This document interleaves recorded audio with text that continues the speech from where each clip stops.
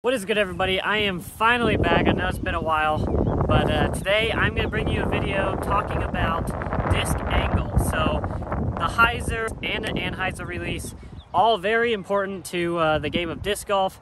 I'm going to be talking about these angles for a right-hand backhand player. Today we are going to be mainly focusing on how to keep those angles, what those angles are if you're new to disc golf, is how to get a consistent release from those angles every time. So let's get right into this. So first I want to get into what a hyzer actually is, and all it is just when allowing the disc to become a little bit more stable and not really wanting it to flip up. This is used for big spike hyzers where you want something really high, but all you want it to do is spike down into the ground and you don't want really any skip. You can also use Hyzer angles for skips. Just put a little less on it, take a higher speed driver, and get those big skips. So let me show you a couple of examples of the Hyzer real quick.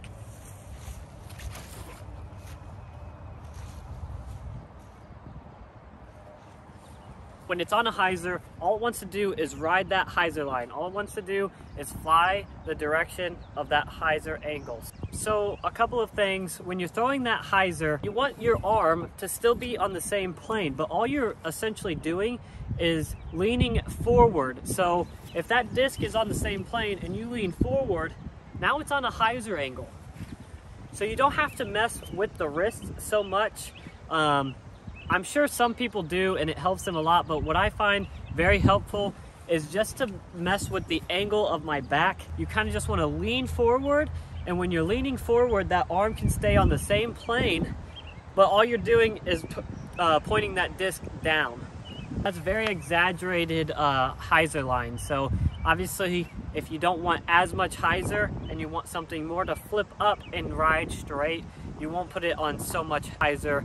And all you're doing is just moving and tilting your back as much hyzer as you need. All right, guys, now that we talked a little bit about the hyzer, we're gonna go to the complete opposite, which is the Anhyzer Release. So now that you have the hyzer down, you're tilting your body forward, staying over the disc. Now you're tilting backward now. So instead of when you tilt forward, you get this angle. When you tilt backwards, you now get an Anhyzer angle. Depending on what kind of line you're going through, it could be exaggerated more, or it could just be slight. What this angle is gonna do for you is allow you to start a disc off in the opposite direction than its normal flight. Right-handed backhand player, when I throw a disc, it's pretty much gonna go left. On an Anhyzer, it's gonna start off right and then come back left, unless it's a really understable disc. And some of you guys might be saying, well, why don't I just throw a forehand now? Well, because a forehand's never gonna, get a full flex out of it if you need it to stay going right. Also, a forehand has a lot more potential to skip, as when you're throwing a backhand with a more understable disc, it's just gonna kind of pan out and not really have a big skip at the end. So that'll be nice if you just need something settled. But it's pretty much the same as the hyzer. You still want to keep that arm on the same plane. Your wrist is still pretty locked, and all you're doing is just tilting your body a little bit backwards. So let me show you a couple of these.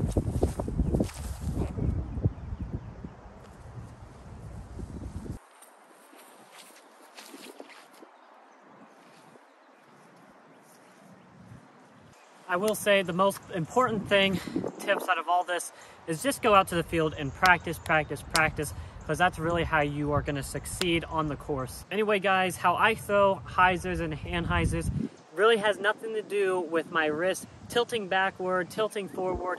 I want to keep all this pretty consistent and just mess with my body rotation, because when you start messing with a bunch of different things in your form, nothing is going to stay consistent. And that's really what you want in disc golf. You want to have the same form, the same pull back, reach back every single time. And all you have to do to get those Anhyzers and hyzer angles is just kind of tilt backward or tilt forward depending on the shot. Anyway, guys, that's all I have for you today.